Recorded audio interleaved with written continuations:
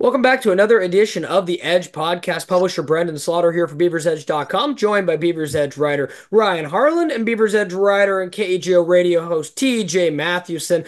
We're coming to you guys following Oregon State's 42-37 loss to Nevada down in Reno. The Beavers are back in action at Reser Stadium against the other team from Nevada, UNLV. The Runnin' Rebels will be coming to Reser Stadium for a night game at Reser, the first true night game of the season, if you don't count the Colorado State game that went into the night. So should be a interesting environment at Reser on Saturday. We're obviously going to get into the nuts and bolts of that matchup, as the Beavers could definitely use some home cooking after what was a terribly tough performance, to put it mildly. Performance on the road, guys. I mean, it was one of those games where, one of the common sayings in football is there's nothing worse than when your team can't stop the run, because it's just demoralizing and it just compiles. And we've seen that Oregon State do that to other teams throughout the course of the last 3-4 years with, Jonathan Smith and that coaching staff, and now into Trent Bray. The run game has been so much of what Oregon State does. Oregon State kind of got, beat by their own game a little bit against Nevada, as Wolfpack, racked up, it's crazy to say the number, 353 rushing yards and 5 touchdowns on the ground. Brendan Lewis was unstoppable from the quarterback at the rush position. Savon Red was dynamite from the run back position. I mean, they didn't even need to throw. It was cool to see the Chuba Purdy sighting in the game. I'm not gonna lie, just to see that Nevada's like, hey, we can't throw. We'll throw in the backup because he can throw. It just, we'll get into the offense in just a minute because there's issues there as well, but this guy's worst defensive game of the year. This makes the Oregon game look solid by comparison. And I mean, Nevada didn't need to do anything.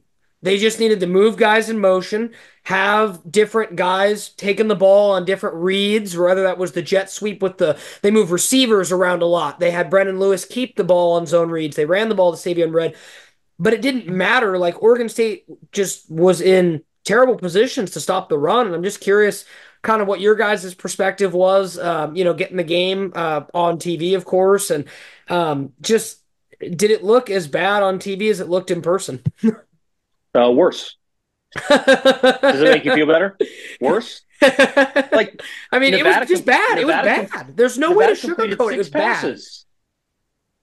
There's no way to dodge around the 17 injuries. The 17, I think the number is 17 players on the two deep from week one. If not more now. It could be more. Right. We talked to defense today, guys. Yeah, I mean, we and the injuries aren't public except for the two we learned today, that Zakiya Sayas has a concussion and that Olu Omotosho has been playing with a torn labrum. Because that's no big deal, right? No big deal at all. And he's playing. So, yeah. Keith Hayward said today they would get some guys back. They didn't say who, which, again, they're not going to tell us until guys suit up on Saturday. But, yeah, so they'll try and downplay the injuries. They say, you're on scholarship, you're on this team, you got to fit your gap. It's clear that guys are not fitting their gaps. They're not in the right spot. They're not rushing the passer the right way. They're not, in the right spot on defense. That's how this kind of stuff happens. But, I mean, we knew this defense had its flaws. It had been exposed against Oregon. It had been exposed against Purdue. It had been exposed against Colorado State. And now, again, you go outside the friendly confines of Reser Stadium, where the Beavers have not played as good defense, even under Jonathan Smith. And they exceeded for the first time under Trent Bray this year on the road, but this time with a significantly less healthy roster. And a team on the other side that was hungry. They had played a ton of close games against quality opponents and hadn't been able to break through. Well, this was going to expected for them eventually, and they go up in a favorable matchup, and they knew where to attack the Beaver defensive man. I mean, it's something about Brendan Lewis. It really is. The last time the Beavers played Brendan Lewis, as everyone knows, Tim Tibesar got fired because it was such a bad defensive performance. When you put it that way, I mean, there are a lot of similar. Like, I saw someone put out there today, I think Tibbs' worst year, the Beavers were averaging almost 6 yards a carry. It's well over that this year. So you're on par with with Tim Tibesar level defense. Now, I'm Just not. let me Yeah, break in here, Brendan. yeah, Just think of the perspective of some of the numbers you put up offensively and still managed to lose this game. The Beavers gained 562 yards on offense. They averaged, let's see here, they averaged like 6.5 yards a play, which is good. They were 12 of 16 on third down and lost. pretty darn good. That's their best offensive game of the year. And you lose. Yeah, And you lose. That's wild. And in the fourth quarter, it was almost a certainty you were going to lose based on how the defensive performance was. Yeah, getting healthy is going to help, but man, there's been some clear, some exposure of this defense of how to beat it. I think especially running to the edges has been just a feast for opposing offenses. Yeah. It has been. And Ryan, I want to get your thoughts on the defense too. I mean, there, like TJ mentioned, we'll get to the offense because there were some positives, to take away. And that's one of the things Ryan wrote about in his takeaway story. I mean, second straight week, we've seen Jermaine Terry involved. Trent Walker has been like basically what you'd consider a fantasy PPR machine. Like he's going to get his 6, 7, 8 catches for 70 to, 90 yards a week. He got in the end zone this week. Clemens had some moments, but we'll get to the offense in a minute because like TJ said, I thought it was one of their better performances of the year, despite McCoy having 4 picks. But Ryan, break through that Swiss cheese defense. I mean, anything beyond what TJ just said was spot on. I mean, it's so bad. Yeah. It's so bad. You're like looking at it, you're just kind of like, like it's bad. It is. Yeah. And injuries, scheme. We've had people on at Beaver's Edge kind of break down how looking at specific plays, and I got to shout out, a couple of our subs, specifically Callie Beeve, who's like, look at this play where this guy and this guy are not in their proper gap. They are on top of each other, or this or that. So, I think there's lots of reasons, a bevy of reasons, but to lead into what you're going to say, Ryan, it's just bad. I'll just say it's just bad. It's bad. Yeah, it was absolutely terrible. I mean, just watching it through, like I legitimately thought after the game, Nevada could have just gotten away with not passing the ball at all. They could have just they could have just ran the ball the entire time and probably would have put up just as many points as they did. But, when the times that they did throw, those were kind of head scratching moments where I was like, why are you throwing with the way that why are you throwing? With how decimated this defense was, like, why? Like it was mind boggling for me to see that. I mean, when you have 17 guys out, you're asking a lot from those that are healthy, that are still playing through injuries like Olu, to get in there and try and stop the run with how many snaps that they all played. And then when you're also asking Andy Alfieri, your fifth string tight end, to play defensive end and outside linebacker in that scheme, that's never a good sign. And it sounds like, from what Bray was saying on Monday, expect Andy Alfieri to play that position again against UNLV. He didn't say that outright, but that's the indication that I got. And really, like, with if you had like blind looked at Brendan Lewis's stats and you had no idea what was what in terms of rushing or passing, you would have thought, okay, a relatively solid performance overall. But then when you look at the fact that it's 160 rushing yards from him on the ground, in addition to the 353 yards they gave up, that's just inexcusable, regardless of injuries. Right. Like, I understand the context, but that's still inexcusable. Like, Savion Red was the entire offense for Nevada. You knew who was getting the ball on those plays where they were running it. Number 6. And I even was looking, I'm like, has Keith Hayward thought about stopping that guy? I'm like, he looks pretty good. He looks like a prime Bo Jackson out there. Like that was exactly my takeaways from that. And yeah, looking back at what some of the subscribers on the board have said, like, I think maybe some of that's due to the scheme of what Hayward's been running, but also the depth of the defensive line before the start of the season was something I had concerns about going into this year. When you lose a guy like Nick Norris, Takari Hickle, Kels Howard, even Josh Griffiths Yeah. too. Like if you could have maybe one or even two of those guys Yeah. available, I think it at least makes a bit of a difference. We haven't seen Ty Hill yet, but at least, it makes somewhat of a difference to at least have some size there. And I thought, I mean, it was probably a little wishful thinking on my part that this would be an issue when we got to Wazoo or Boise State, but Right. I didn't think it would become an issue at this point in time. But now it has clearly, and at this point, like I Right. know how much they're trying to downplay it, but like it, even if you get maybe some guys back, I still think you're going to see maybe a similar result. I I really mean, do. yeah. Like I don't mean to be all doom and gloom, but like I really do. Like it's just I think the best way that like I can describe that, and you mentioned and TJ mentioned Tebesar defense was it was kind of night and day switch between Tebesar to Bray when Bray got the defensive coordinator position. And I specifically remember Simon Sandberg saying that like, oh yeah, we're just the scheme allows us just to just play and not second guess anything and deal with our responsibilities and do our job Right. effectively out on the field.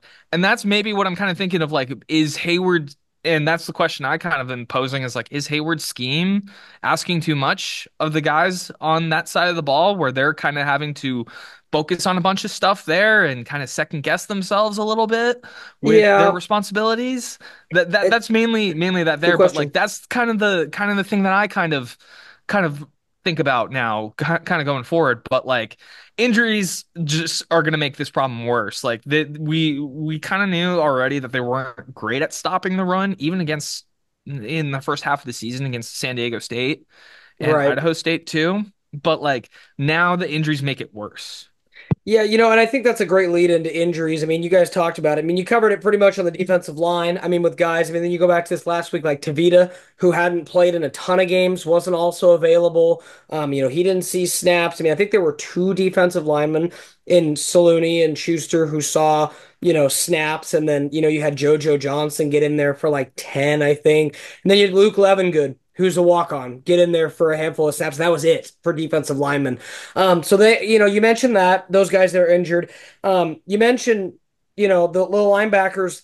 The way that Oregon State plays defense and the key with their scheme has been these last few years strong inside linebacker play. Bray/Hayward scheme. They funnel these runners to these inside linebackers, and I think you're seeing the negative of not having a holdover starter like we had seen in previous years too.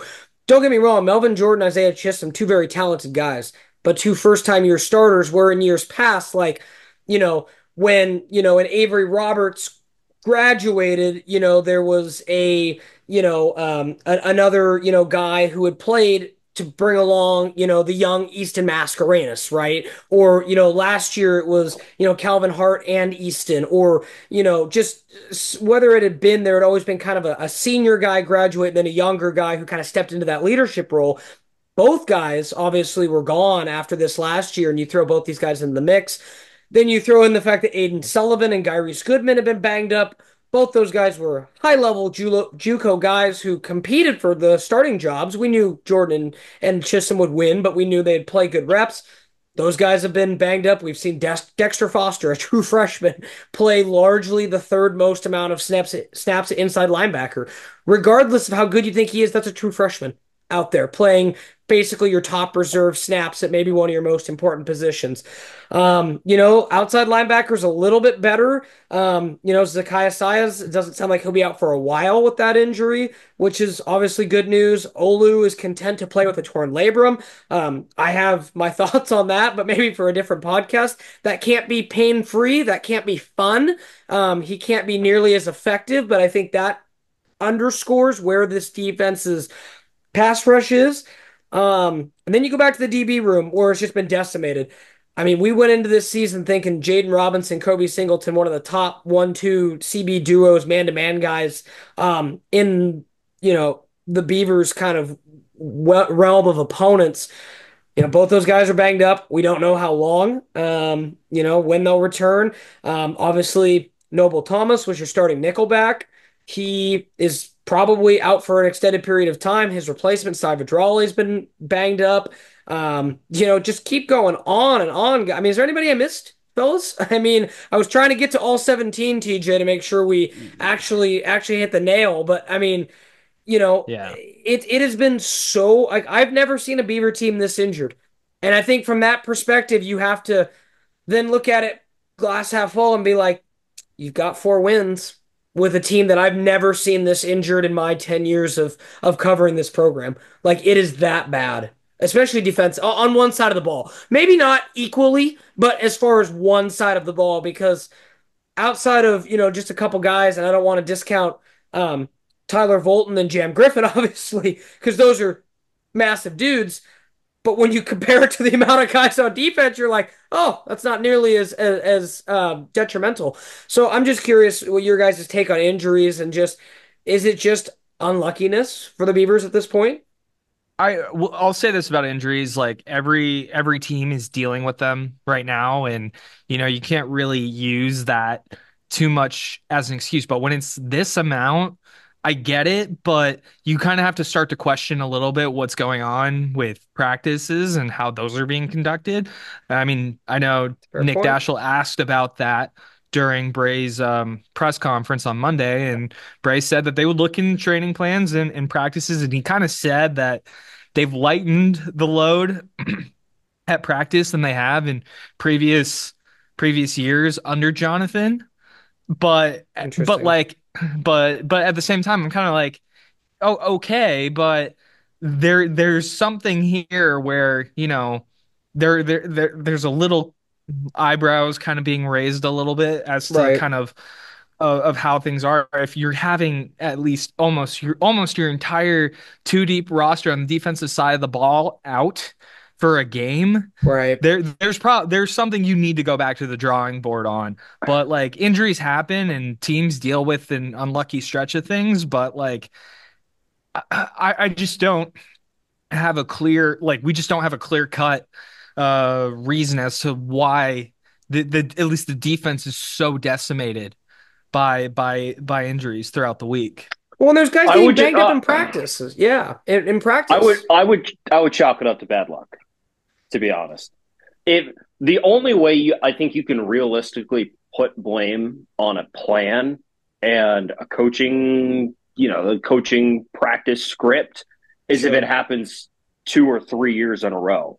Fair. That's when it really happens. Like 1 year of injuries, like That teams in happens. the NFL get it. Teams in No, the it NFL happens. get really injured all the time, and people don't ask for the coach to be fired because they have the team get injured off of one season. Right. Like it That's fair. literally could just be a bad luck in terms of like all the rest of the bad luck the Beavers have dealt with in the last 2 years, right? Right. Conference, coach leaves, players leave, and now all these injuries.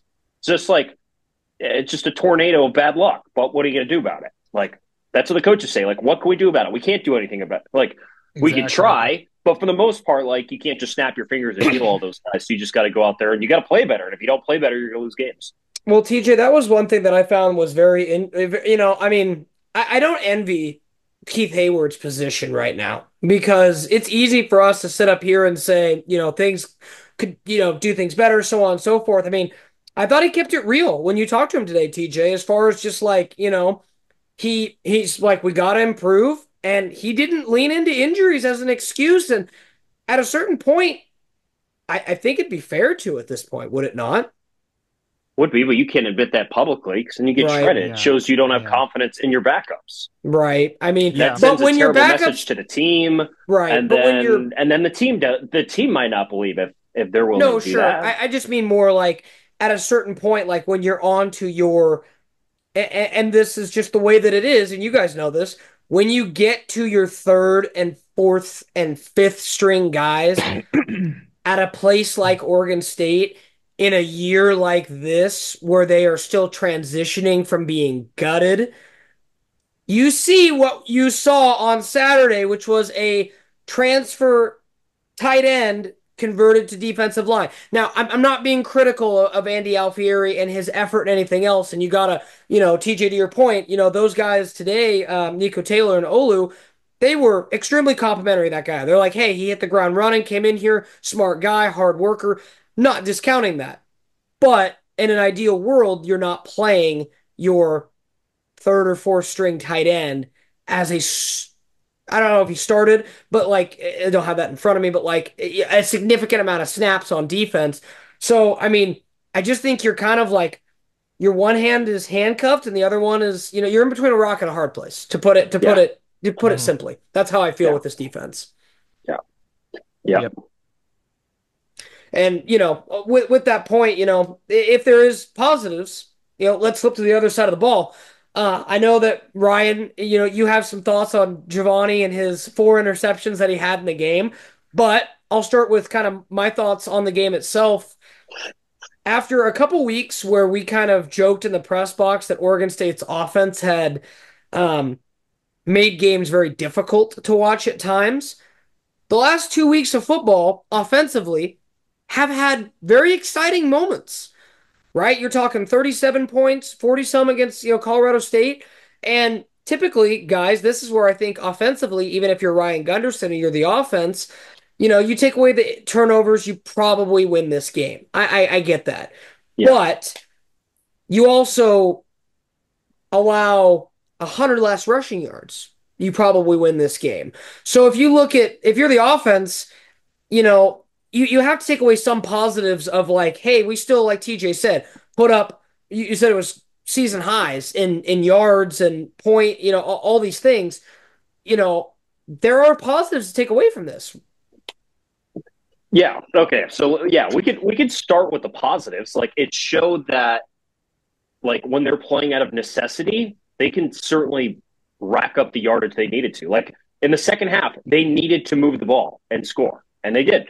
And unfortunately, when you push the ball down the field and I'd say you play out of your script of how you want to play offensively, then you're going to make some mistakes. You're going to turn the ball over. And that's what we saw. I can't really chalk this game up to a failure of Giovanni McCoy. I personally cannot do that. When I sit there and watch, I was actually remarkably impressed with what he did on the road. When he had to go back and throw 42 times, he threw 2 real interceptions. One of them you could argue wasn't his fault off of that. And then all of a sudden that turns into the exact number. It turns into a 348-yard gain with 1 pick, throwing 42 times. Right. That sounds pretty good to me. If I'm going to be completely honest, they definitely felt like they ran decently well, but they missed jam. Like Hank ran well. Everyone else didn't really. The usage showed they didn't feel as comfortable giving the rock as many times to Saladin. It was clear that Giovanni was not 100% healthy. As much as they want to tell us he was fully healthy, dude didn't run all game. Right. Well, Brian might have some thoughts on that one too. Yeah. So, I don't know if I totally believe that either. So, they're all seriously for this offense when they're playing out of necessity, they showed they could ramp it up. Now they just need to show they can ramp it up, aka what they're going to have to do this weekend, and not turn the football over. That's the key. Yeah. Don't make mistakes, run some more plays, and gain yards efficiently. They showed they can do it outside of a ball control offense. Right? Yeah. Your thoughts? Yeah. Yeah. Okay. So for Beaver fans, kind of clamoring for Ben, I remember this at the end of the game. Clamoring to put in Ben or just be like, hey, Giovanni ain't the guy throwing 4 interceptions. I'm gonna say this on that. I think you're gonna have to roll with him anyway. It's just kind of the way that this offense is designed. And looking back on this a little more critically, 4 interceptions, you can chalk up to not being his fault entirely, but turnovers are turnovers regardless. True. I will continue to emphasize that until the very end, because it's you're not winning a game with 4 interceptions. It's just not feasible. It's not happening. But there was some good that he did, and I'll say that there definitely was some good there. But a couple of those interceptions, especially when he got pressure on him, that's where I felt like he really did not do well, and we didn't really see a whole lot of that from some of the other opponents early on. Maybe Oregon, that's Yeah. about it, or maybe leaving a little bit of Purdue, but like he doesn't do well under pressure if you bring the house, if you send guys at him. And I think that also contributed too to those four interceptions. And I saw that in camp a couple times where you kind of saw once he got pressure, he's very much a guy that likes to escape, make plays with his legs. Like that's no like no, knock on him by any means, but like there's the protection's got to be better for him. And two, like the fact that he didn't run a lot either and Says a he was lot. being a pocket passer quarterback when that is not his skill set at all. That is also not good either. Sure, yeah, 300 yards, but that came in necessity of when they had to get those yards in order to move the ball down the field to score. But that's not who he is, and we didn't see a lot of that option game either because Right. Where was that little option? he is Yeah. clearly not 100%. Like I can looking at that, I'm like, yeah, Yeah. he's It's true. not 100%.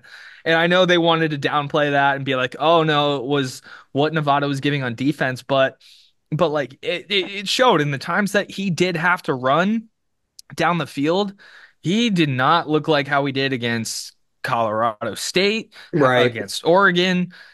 It just doesn't look like how he did early on. And I know I think I got posed this question to talking on radio on if you if he delivers a similar performance, say, maybe multiple interception games, is there a real possibility that they pull him for Ben or Jabari? Mm. I don't think I realistically, you never say never, but like I just don't think it does any good when really the defense is the biggest issue right now for this team. Health is the biggest thing on the defensive side of the ball, and it's more of that sort of thing. It's like I really do think though that like if I had to kind of grade where Giovanni is, I'd probably say maybe a C. He's been okay. He's Yeah. done what you needed him to do, but if you take out the Idaho State game, he's only completed about 60% of his passes. It's not great. Could be better. Sure, some of that's game stuff, but like the offense at least is coming together for the most part, and you at least see that with the improvements there. But like I think realistically speaking, like if Giovanni's not 100% healthy, I don't know how effective this offense is going to be in putting up points, Yeah. especially with UNLV and the way that they run their offense too. So it's more of that there. Like the fingers definitely seems to be an issue a little bit, but he's probably even more banged up than just the finger, given the hits that he's taken in the pocket. But like Yeah. I realistically like I've been very critical about Giovanni, and that's more of I just need to see him take that next step. Um, we at least saw some of that a little bit against Nevada, but like at this point in the season, I don't really think you go to anybody else at this point, realistically, just given the fact that what we talked about on defense is a huge issue right now. Yeah. And yeah, that's really the way that I kind of see it. It's just more of like it doesn't do you any good. I really do think though that they should have pulled him. They should have pulled him in the Nevada game. If he clearly wasn't healthy, they probably should have, but that's a what if at this point in time. But Yeah. really, it's just that those are my kind of thoughts there. It's just I just still need to see more out of him. Like was saying earlier, all offseason I heard how fun this offense is going to be, and this is the first time that we've really gotten to see that in a loss. But Yeah. I'm just kind of waiting for this unit as a whole to take that next step. That's Yeah. really what I'm waiting for. Yeah, I mean, I look at it, kind of more on TJ's side a little bit, and I remember, Oregon State looked horrible in the second half against Oregon. We're completely shut out.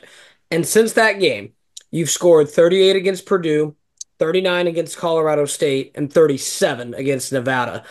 Compared to, the team that struggled to put, 7 points on the board for the longest time against San Diego State and the team that really struggled against Oregon. I mean, the growth is there. I also have similar concerns, why McCoy wasn't running with the option game, with Nevada wasn't world beaters on defense. So I don't know if I want to hear the whole like, oh, the looks weren't there for that kind of a thing, because they weren't. Nevada wasn't a world beater on defense. That was designed, I think. And to your guys' point, we'll see. It's hard to know what's going to happen as far as down the line with. I think he's pretty firmly Oregon State's guy as far as like he won that battle out of camp, and I think it would have to be like one of those two guys gives them something significantly more. Now, like Ryan said, we'll see what ultimately happens against UNLV, but transitioning over to UNLV, I mean, it's going to be extremely difficult because UNLV is a good football team. I mean, they come into the game obviously favorited over Oregon State. I believe it's up, yeah, so opened at 6, up to 7.5 point favorite for the Running Rebels, and they lose their quarterback in the craziest NIL thing like ever. 3 games into the season, and then just casually, their backup, Haj Malik Williams, has just thrown for 642 yards, 9 touchdowns against 1 pick, and then, ho hum, added 325 rushing yards. So they are an explosive offense, another mobile quarterback. TJ, is there only chance in this game to, like you said, ignite the offense without any turnovers and get this game into the 60s? 60. Did you say 60? They're not going to score. They're not going to score 64. Well, I'll say this. Anyone was curious. And this was the only reason is, they put up, let's see, because I don't know, because Utah, they put up, UNLV put up 72 50 against Utah Tech. No, UNLV put up, 59 against Fresno and 50 against Utah State. So and 41 against Syracuse. Yeah, so that's all I'm saying is like, could this game get? I said 60s kind of jokingly, but is it that much of a joke? I don't think. Well, they're not going to. Beavers aren't going to win the game if it gets into 60s. Right? No. I just mean like, could there be a lot of points? Yeah, there is going to be a lot of points. I legitimately, based off of what the Beavers struggled with last week. We're talking about discipline. We're talking about depth. 2 things. What's the main thing? I encourage everyone who's listening to this, who's not aware of the go-go offense, to Google it. The thing that the go-go offense stresses, there's 2 things.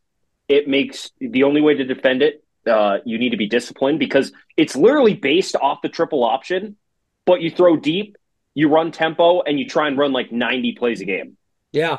That's what it is. So you need to be able to rotate, which usually teams can't because they're going so fast and they're running so many plays.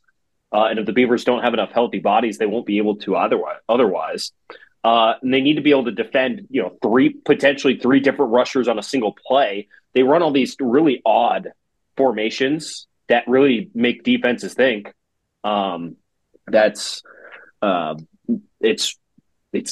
fascinating. It's a one of a kind offense. It's been integrated in a lot of other systems at the NFL, at the college level, but their OC invented it. Like, he literally drew it up while he's coaching JV teams with not enough players. So how do we utilize all these players? Yeah. And it's been remarkable how he's done it. I'm going to be honest. I'm not, based off of what I watched last Saturday, I'm not exactly sure how they're going to defend that. If they don't have enough bodies to rotate and keep guys fresh. Yeah, if UNLV runs 90 plays, physics just won't allow the Beavers to keep up because they're going to be exhausted. You can't have one guy out there on the defensive line playing 90 plays. No, I think it's going to be an incredibly tough game, and obviously our staff predictions will come later in the week, but this is a game I'm going to have a hard time picking Oregon State in, just for, like I said, what we saw last Saturday. I wouldn't be shocked at home if they can score 30s and 40s in points. Kind of, again, they haven't reached the 40-point threshold this year, but again, nudged right up against it with Purdue and Colorado State. I think they could be in that realm again. And could the defense be a little bit better just being at home, having the crowd? Yes, of course. They could be. So I'm not going to say, again, it's a, ESPN gives Oregon State a 40% chance. It's a 60-40 in favor. It is a 7-point spread. That is not a game where it's like, oh, Oregon State's going to lose. I'm not saying that. But something would have to change from what we saw this last weekend for that to be the case. Could it? Absolutely. Yeah. But I'll something say needs to there is change. one plus. There's one plus when we're Go for looking it. at UNLV's side.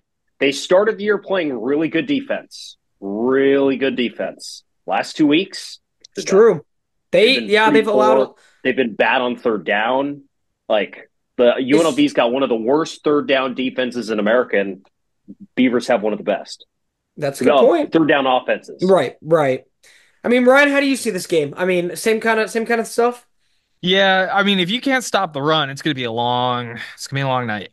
And it is a night That's too. It is a Yep. beautiful, Yep. beautiful 7 o'clock kickoff, Yep. man. I mean that's the way that I see it. And like sure, that's gonna be a key thing to watch out for. That TJ brought up.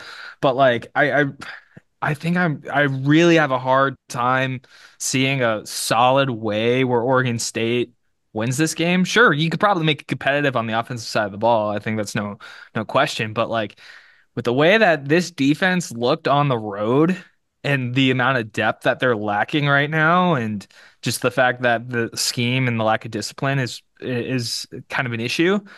It's really hard. It's really hard, like kind of looking at it right now where I'm like, I just don't really see a Yeah, realistic way unless you manage to get thing like self-inflicted mistakes, UNLV, like right. I mean, it's you know what I mean? possible, Like right? things bounce your Yeah, way, but yeah. but just realistically though, like I feel like UNLV is probably looking at the Nevada tape and being like, all right, if this team can't stop the run, we're running the ball down their throats until they can't.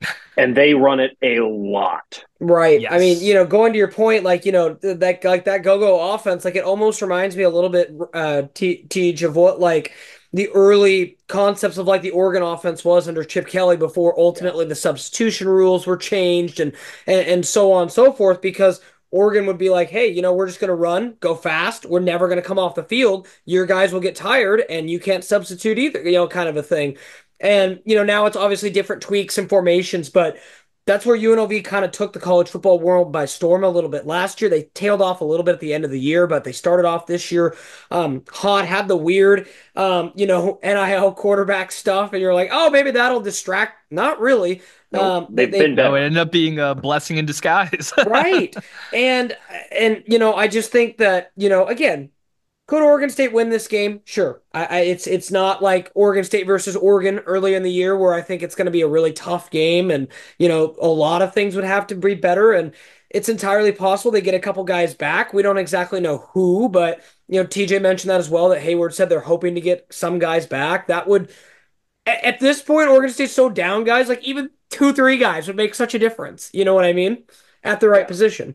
It's like, So heck, if Hayward needs bodies, just pull me from the press box down. I got eligibility. I what's got your I for got I what's your got 40 a I time, got Ryan? a I got 6 years, COVID year, red shirt, 4 years. I mean, at least he's still in school, TJ. I mean, I don't, I couldn't qualify with the 40 40 these I'm going to days. be time honest. now. I would probably pass on trying to get past a guard. I would I probably get agree. I agree. Yeah, flattened into yeah. dirt. Yeah, I was gonna Oh say probably goodness, 40 time realistically right now. I have a partially torn patella tendon, but probably maybe a 4-7, that'd be better than I maybe, could run. They'd be laughing at me maybe. up and Yeah. down the pro throw practice field. To tell you that much, but.